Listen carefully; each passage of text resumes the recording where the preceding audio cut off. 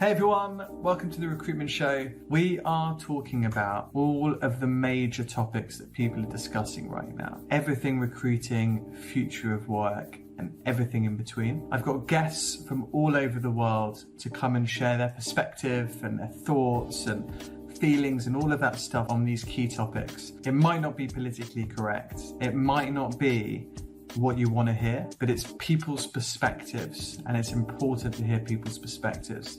I love storytelling, and I think one story can illuminate a million more and really increase our understanding of these topics. So sit back, whether you're watching live or after, grab a drink, take a seat, and enjoy. Amazing. Hey everyone, welcome to the show. Today it's awesome to be joined by Gillian Pillans. Gillian, thank you so much for joining me, back from holiday. Hi Lewis, it's great to be with you. Thank you. Thank you so much. Thank you. Let me give you a little intro, and then we can dive into some of the research that you've been doing, which looks really interesting. So I know you've done a lot of senior HR roles in the past, and now you are at Corporate Research Forum.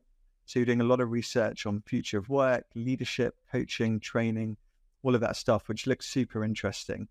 And there's a couple of pieces of research that you've been doing, which I'm really interested to find out about and learn from. So, yeah. Thanks. Would it be helpful to just say a little bit about who we are, because your audience might not be familiar with CRF. So, CRF stands for Corporate Research Forum, and our purpose is really to support the HR community in building its effectiveness in supporting the business. So, I guess where we come at from thinking about the role of HR, it's very much about, we start with the business and then we think about what capabilities do we need as an HR function, an HR profession to be able to do that. So our research is targeted, I guess, at senior HR professionals, but it covers the whole range of strategic HR topics such as talent management, leadership development, learning and development, and we get into things like diversity as well, which are, all the sort of major topics around the people agenda. So yeah, and future love it. Is a big one too. So yeah, we'll speak about all of that. Interestingly, just as a quick one. So we've seen it transition, right, from what was it, personnel, and then HR, and now it's quite fashionable to call it people. Where are you at with that? Like, are you seeing like companies talk? Because you see chief people officers more and more now. Yeah. What are your thoughts? I mean, I think this CXO piece is probably a reflection of the increased standing that HR has in the organization.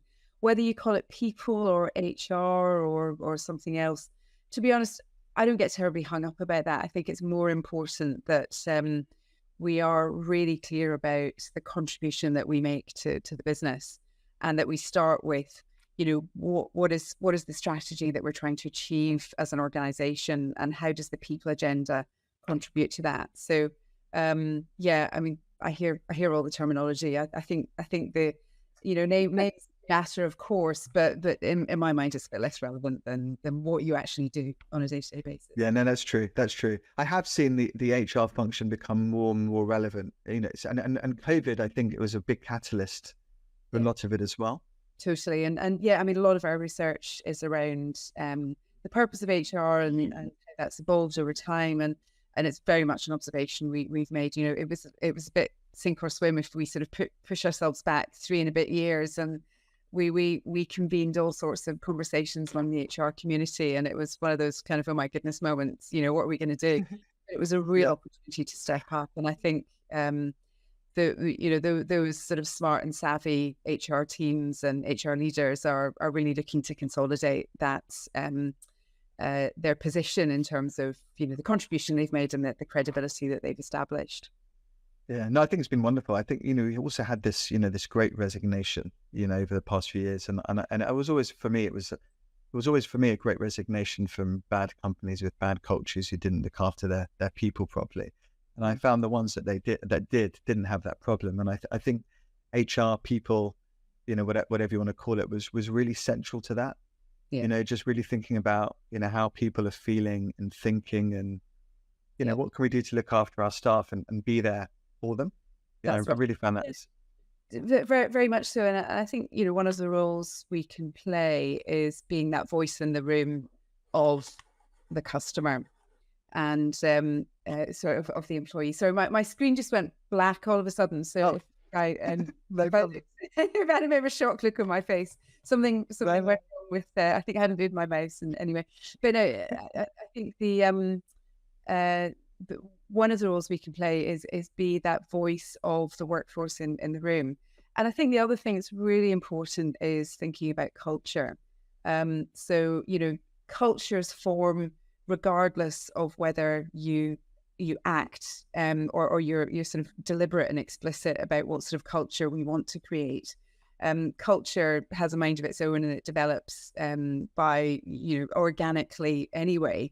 But I think we can be we can be deliberate, and we can think about what sort of cultures we want to create. And we know from all sorts of research that the importance of a healthy, positive, kind of learning oriented culture where people feel free to speak up. The complete opposite of the sort of toxic cultures that even this week we've been talking about in a particular sort of UK based case in a hospital in Cheshire, where we've had some terrible things have been happening. You come back to culture, and do we create an environment where people can be heard and speak up? All of that is so critically important to creating the sort of organization where people will want to work. Culture's huge. I thought always culture. I've said this a few times, but pre-COVID culture was like free snacks and a foosball table. We've got great culture, and we do drinks on a Friday and things like that. And then culture theatre. I call that culture theatre. So you've got all the sort of visible manifestations, but none of the real stuff. How you measure culture is the sort of conversations that really happen, how people get treated when difficult situations arise. In particular, culture really comes to the fore when things go wrong, and how leaders react actually when it's all and good when you're doing really well and business results are up. You can get away with all manner of things, but it's when things are tough, that's when the real measure of whether you take your culture seriously comes out. It's so true. It's so true. And I often hear through recruiting, people market companies, let's say, well, it's people, because companies are made up of people, so they're marketing their culture, and then someone starts and it's like, oh, this isn't quite as described. And you often find either these things are just to be really cynical, just kind of marketing, or people don't really understand quite what it's like to work in their firm. Yeah. And actually, I would agree with that. And I think the most grown-up organizations are those that say, hey, this is what it's like here, and yes, this is us on our best day. And obviously in terms of employer branding and so on, you want to put your best foot forward. But I think it's also the ones that I really respect are those that say, this is what it's really like, and you might experience some of this, and this is a quirk, a peculiarity of our culture, and if you're not comfortable with this, then this is probably not the place for you. And I think if you can have a grown-up conversation and conclude in a very sort of adult way, we are not a good fit, then everyone leaves feeling good about the interaction, and knowing that we've made a decision based on good data, and we know that was a good decision, rather than if someone comes on board, their expectations are completely unrealistic, and then you have a falling out, then everyone leaves diminished by that experience, I would say. No, I love that. It's so true. It's also interesting if we look at some stark examples. It's like you've got Elon Musk, it's called X now, I guess, but let's say Twitter, and he's like, hey, you want to come work here? It's 24/7. You're in the office all the time, et cetera, et cetera. Or even you have, I think, Facebook from the 5th of September or something saying, you've got to be in 3 days a week. Or I don't know, a Goldman Sachs, it's 4 or 5 or whatever. Or come work at my firm, we're fully remote. you know, there's a whole raft of different things, and I really agree with you. Like, just being completely open right up front with what it's like to work at your company, it's just such a wonderful thing to do, you know, because people can then make a judgment. Is that right for me? Am I going to thrive there? Or am I not? You know, and it's just a great thing to do. Many don't do that. Yeah, exactly. Yeah. And it is a way of differentiating. You know, it does potentially narrow down the talent pool that's available to you. But, you know, it does, at the same time, you set realistic expectations, and you're going to have lower turnover, hopefully, over time. You will target those people who will thrive in your environment. So, yeah. No, it's true. I love that. It's also like, I find more and more now, people want to be part of something, not just a participant in something. And just even from the kind of the get-go, essentially, this is what it's like. So like on a good day, bad day, I love that point. You know, just you feel in it, you know, just right from the beginning. It's a really nice way to do it. So, good point. What's the so I know you're doing you haven't released it yet, but I know you're doing some really interesting research, and I'd love to hear, you know, what you've been up to, and that kind of the outcomes and stuff, and then we can go on to your other one. So a couple of things we've got coming up. One is, and we're just about to release this research on coaching, and it's titled Coaching Maximizing Business Impact. And so, you know, that title is very consistent with, you know, our philosophy around the role of HR and impact on business and so on. So that's been a really interesting piece of work. We did a big piece of research on coaching back in 2014. And, you know, obviously the market has moved on considerably since then. So we've been looking at, you know, what's the state of the market, what's the future of coaching, how are organizations using coaching as part of their leadership development strategy. So that's one. Another one to look out for, which we're a bit further behind on, coaching will be coming out in sort of middle of September. The next one after that will be in October, is looking at HR's role in sustainability. So another, to your point about, you know, what matters to people when they're thinking about choosing an employer, you know, having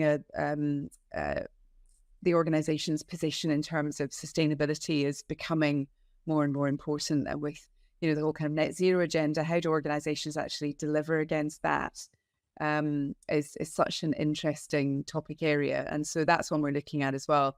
But that one will be coming out in October. So maybe I'll come back. I'll have to get you back. I'll have to get you back in. Exactly. Yeah, you can come back. But coaching, let's talk about coaching, because I think coaching is fascinating, and we do quite a fair amount of that ourselves. I think every CEO has an exec coach, and you know, it's just a really interesting thing. I think there's this quote, I forget who it is, but when they say everyone needs a psychiatrist in their life or something, you know, like, I think it's just really good thing to speak to someone that is, you know, kind of not connected necessarily with what you're up to, and just a good sounding board. What are some of the insights you've seen from the research, and maybe just kind of with context, what was the research about, and how did you go about doing it? Yeah, absolutely. And I guess, you know, you can go back to, well, why did we look at coaching at this point in time? And I think, you know, one of the trends across leadership development more broadly that we've seen over many, many years is this increased sort of individualization of the learning and development for leaders. So, you know, I think organizations are increasingly realizing that, you know, leadership, yes, there are leadership frameworks, and you select people who have certain outlooks and characteristics and capabilities, but actually the exercise of leadership is very much an individual thing. You know, so you have to work out for yourself, who am I as a leader? You know, how do I want to lead others? Why would others choose to follow me? And, you know, albeit you're working within the context of your organization, how you act as a leader, it's really important that you're sort of internally consistent and act in a way that's authentic. Otherwise, you know, people are not going to follow you, because they're going to look at this person and think, wow, you don't, there's some dissonance here. It doesn't make sense. So, you know, as a leader, you have to have this sort of internal consistency. And that's very much been reflected in the design of leadership development as we've seen that progress over time. And so I think coaching is a big part of that, because it's very much personalized development that's completely tailored to your individual needs as a leader, to your objectives that you have to achieve. And so a coach will work with you to help you understand your goals and the barriers that are getting in the way of your goals, and the skills that you might need to develop to be able to grow as a leader. So so that's the kind of positive spin on coaching. I also come at this from a slightly cynical angle, because Can I interject with one little stat for you? Mm. Just to kind of also set interesting context. I was at a conference a few weeks ago, and someone from McKinsey was presenting some stuff, and fascinating study they did, and they found that they polled employees, and they asked them, what's the biggest cause of stress in your job? And 75% of people said that their boss is the biggest cause of stress in their job. Just thought there was quite an interesting to share. Yes. Well, that's and it's interesting. I mean, I guess that doesn't surprise me in a way, but there are ways of viewing stress, though. Stress necessarily a negative thing. Great. So I don't know whether they were asking that question from the point of view of does that create negative stress? But if we didn't have any stress in life, then we'd never get anything done. So I'm very cautious about boss bashing, because I think particularly middle management roles are really tough. We ask a lot of people in leadership positions to both manage. They've got to do sort of upwards management, contribute to strategy, but they've also got to interpret strategy coming down forward on behalf of their teams. They've got to deal with all sorts of kind of productivity and well-being issues, keeping people happy. So I do think, I have a great deal of empathy for managers and leaders, because I think it's a really tough job, and I think we ask increasingly more of leaders. So so I think that's really interesting. But I think you're right. Side to that as well. You're so right. No, you're doing what you're so right, because it's interesting if you think about someone's journey through life. It's you go to school and university, maybe if you go to university, but so much of it is based on your own personal performance, and then you go into the workforce and you're an individual contributor, and maybe you've done some team sports, maybe you've got some leadership kind of experience from sport, but then suddenly you get thrust into this middle management, let's call it, where you're trying to go from I to we. Really difficult. You're relying on your team. It's a real tough place. I completely agree with you. I think it's not often talked about, and you make a really good point like that. Yeah, and I think middle managers in particular are often under supported. So we find there's not. How did you find middle managers? Sorry to interrupt you. Is this like your first role? Or? From first line lead management up to maybe having teams of teams that you're responsible for. So it's that sort of that kind of middle layer, and it's very much a big part of the role is about translation. So whether it's translating what's going on at the front line into consolidated view that where decisions can be made on kind of future action based on what's going on in the front line. So you've got an interpreting role, but you've also got a translation role from strategy into what do we do on a day-to-day individual basis within my team. So there's a lot of that kind of communication and translation in both directions.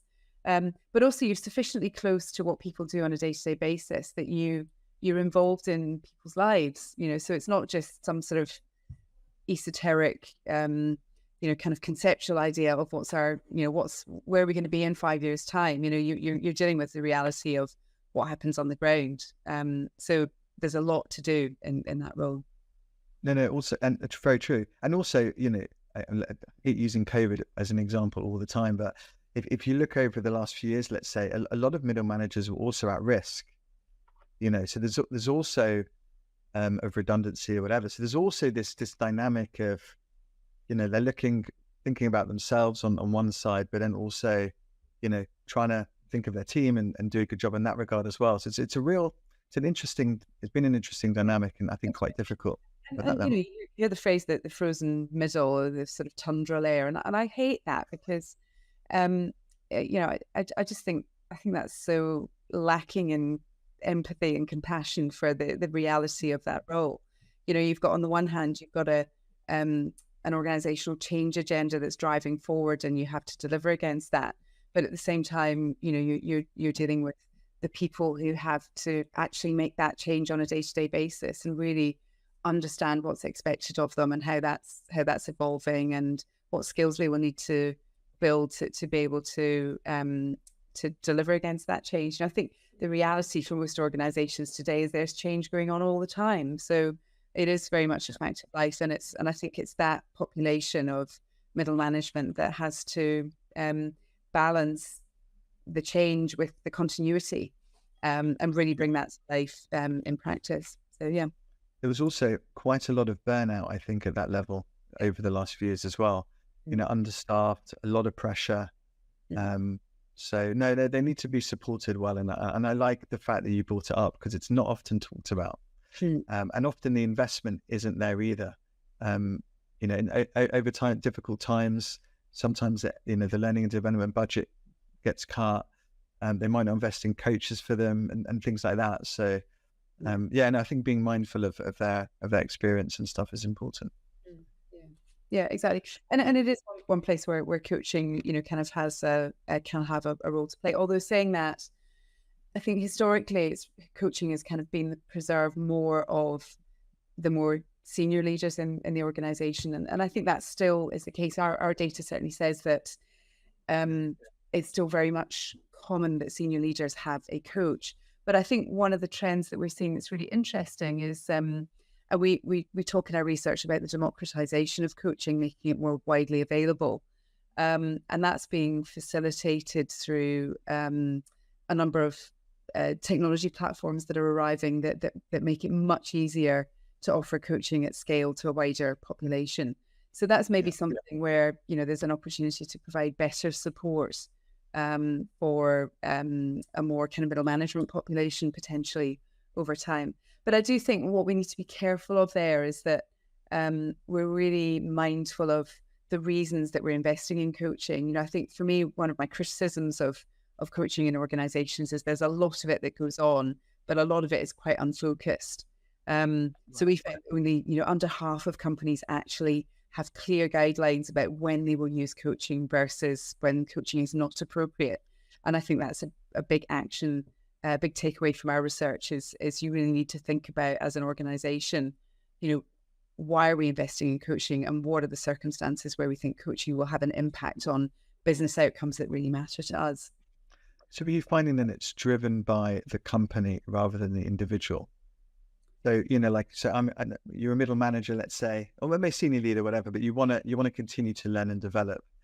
And so you might go to your company and say, hey, I'd love to get an exec coach. And are you seeing that, or more that there's some kind of issue and, we think you could really do with the coach? Yeah. Well, I think there's been a big move away, and, I can see this if we trace the timeline between, what people were talking about 10 years ago around coaching and conversation now. Even back then they were saying, coaching is not for a remedial situation. So I think it's quite unusual now where, you have a conversation that says, you're not performing as a manager and you need a coach to sort out this performance issue. But I think what we do find is that one of the biggest uses of coaching tends to be around transitions. So whether that's, an individual moving into a new role, maybe moving up a level in the organization, helping them kind of make sense and manage that transition, that is definitely a very common use of coaching. But also more formalized, where you have leadership development programs. Maybe you've got a leadership pipeline with specific sort of levels through that pipeline. There's also a lot of coaching happening around, those more predetermined sort of career paths that people follow, and coaching kicks in at certain stages of that. The other thing that we see a lot of is actually coaching for specific underserved populations, where we're trying to, increase the diversity of our leadership population. There's a lot of coaching that that goes hand in hand with that as well. So, I think for the most part, coaching organizations' decisions around coaching starts from a really positive position, which is, we're looking to make a change. We want to provide some support to help people get to another level, or improve. And it's a recognition of good performance and the opportunity to get even better, for the most part. Yeah, that's true. And I guess I see that. person by nature, so I kind of see the positives in things. But yeah. Yeah, no, I like that, and we probably don't see enough of it. I'd love to see more companies invest in a coach when they hire a senior exec. So that those first 90 days, so transition coaching, let's say, where because it takes someone a while to kind of decompress and kind of mentally get out of their last exec role, and then start to move into their new one. And I think coaches play a really good role there, because a lot of people focus on the upfront. Sorry. Go on. No, I was going to say, we're really interested to hear your perspective, because obviously we surveyed our members, and we get a perspective from sort of 250 companies who are part of the CRS network. But I wonder, from your perspective as a headhunter, how often do you see that when someone transitions into a new organization in a senior role, that they are assigned a coach to help them manage that transition? Is that something that's common, or not? Not so much from your point of view? Nowhere near common enough. No, I mean, if I had to put a percentage on it, and we're recruiting at the top of organizations globally, maybe 10 or 15%, if I'm being generous. I find a lot of it is they invest so much time up front in the recruiting process, in interviewing, assessing, the whole thing, and then people start. And then a lot of the hires fall down. It's almost the hidden costs of recruiting. This candidate retention. It's the first 90 days. If you're not, you've hired someone to do a job, and I feel like there's so much value in investing in them, making sure they do well. And that could even just be from, if we just look at onboarding, it's a bit broader than just coaching, but just in introducing them to the right folks, and making sure that they're set up for success. And I feel a coach is part of that onboarding process, and it's money well spent. And I think the other thing just to mention is there is a significant cost associated with an exec coach. And I think maybe that is a barrier to a lot of companies using one for transitioning or onboarding new execs, or maybe as an exec transitions to a level above. So I think the cost, I'd love to hear your thoughts on that, but I think cost is a big barrier. You're obviously paying someone for their time, and there's a range of costs associated with coaches, and some of the best coaches are earning a lot, and it's a big commitment, and maybe some of the the larger companies can afford it. But if you look at kind of let's say the SME space, which I think half people work in SMEs, half work in larger companies, they might not be able to afford it, and so that's why I think there's not as many as I'd like to see invest in it. One of the interesting things that's happening in the coaching market is you are seeing it's almost like you could use the phrase hollowing out, and I don't really mean that in a kind of negative way, but you're seeing at the top end the cost of a really top-notch coach can be astronomical. And you can be talking about tens of thousands, even into over 100,000 sort of pounds or dollars, for a coaching assignment at the very top end. But at the other end of the scale, particularly with the rise of these technology platforms like Ezra or BetterUp, or these sort of people, you can quite easily get access to coaching at an affordable price. And even some of these platforms are offering this to individuals to pay for themselves, and they're offering it at an affordable price point from that point of view. So, cost is a barrier, but it's not necessarily as much of a barrier as it needs to be, because there are different options available. I think the other thing. Sorry, go on. Sorry, no, sorry, carry on. I'll ask you this in a sec.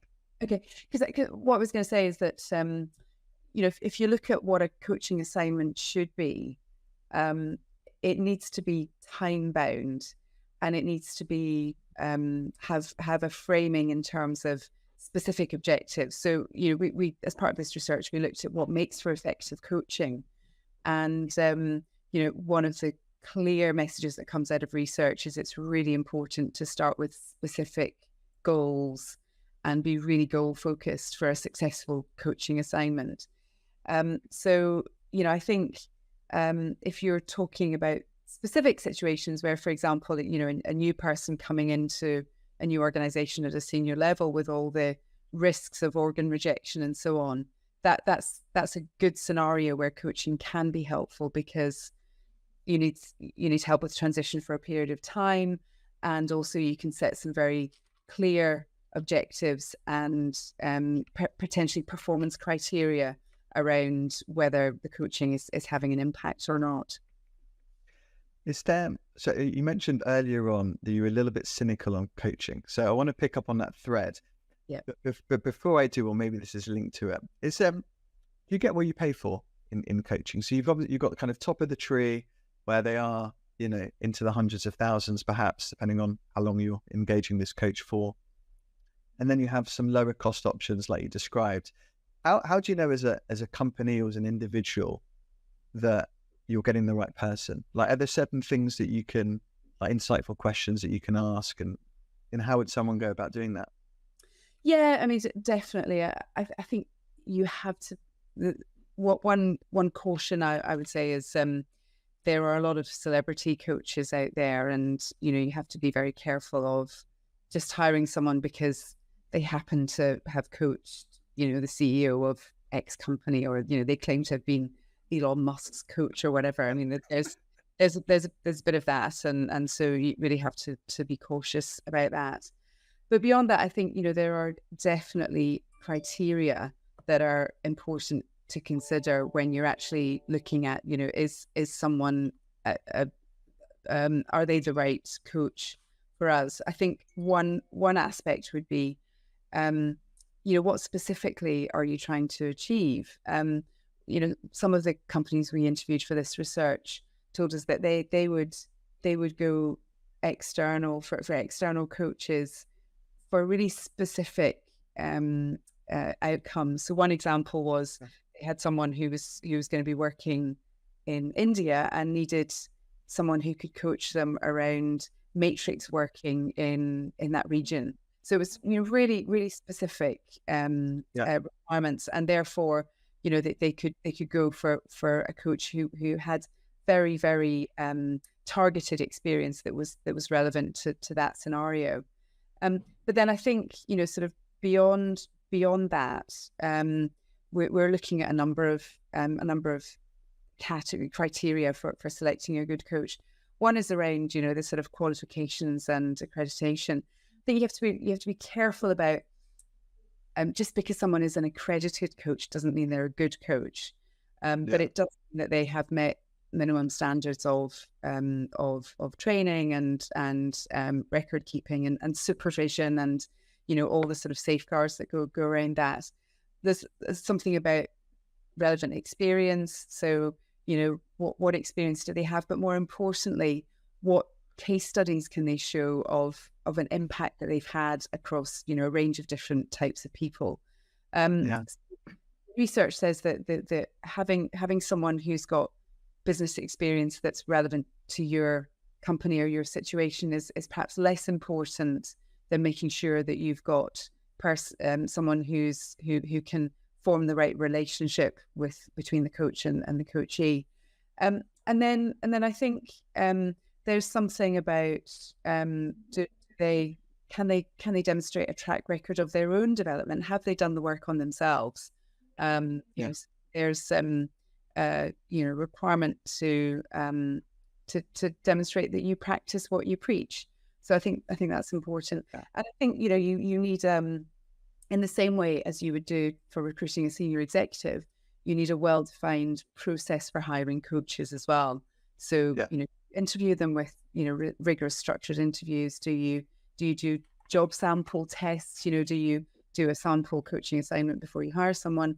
Do you check their references? All of that is as applicable to coaches as headhunting as well.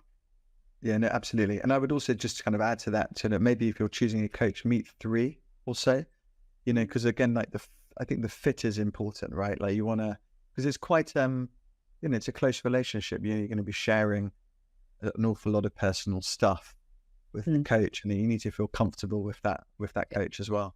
So. Absolutely. And I think, all the research suggests that the quality of relationship between the coach and the coachee is super important. But you also have to be aware of the diversity angle, so beware of automatically choosing the person who feels most like you. So, this needs to be a learning relationship. And sometimes learning requires a little bit of friction, a bit of grit in the oyster. Otherwise, too cozy and too comfortable. So I think, yes, but, you need to be thinking about the learning objectives as well, and making sure that there's enough discomfort, enough challenge that person's really going to commit to taking action as a result of what they discuss in those conversations. No, 100%. It's nice not to have people that just say yes to you. And you're right, you kind of end up navigating towards someone that is like you, thinking the same and stuff. And there's so much value in kind of breaking down the, your assumptions and maps of the world and things like that. And it's actually quite a hard thing to do, I think, to select someone that's almost not like you, but it's so much value in it. I always talk a bit about, building yourself a personal board of directors, and having kind of people with slightly different perspectives and views and skill sets, it's almost like a little advisory board for yourself. And I think the coach is one of those folks. So, and I think there's a lot of value in that. I love that. Gillian, thank you so much. I think we've done like 35 minutes, which is awesome. We didn't even get onto your next piece of research, so I think I have to get you back in. So whether you want to or not, you're going to come back, and we can spend. We've touched a little bit on leadership development, which was the other big area we were going to talk about, and very happy to come back and talk more about that and talent and succession management as well. These are all topics that are interconnected, but it's been a really interesting conversation. Thank you. No, I love your perspective because you're doing a lot of research, and just it's really interesting to hear, what your members are feeling and thinking, and how that works. So I love that, and I will definitely get you back to talk about the other stuff as well, because I find it fascinating. And thank you very much for taking the time as well to come on. It's been really great to meet you, and have an awesome rest of the day. Thank you very much. Thank you so much for watching. Hope you enjoyed it. Please do not forget to subscribe in all the usual places: YouTube, Spotify, Apple Podcasts, anywhere you like to watch or listen to a podcast. Any comments or feedback, please drop us a DM. If you've got anything that you want us to discuss, again, feel free to get in touch.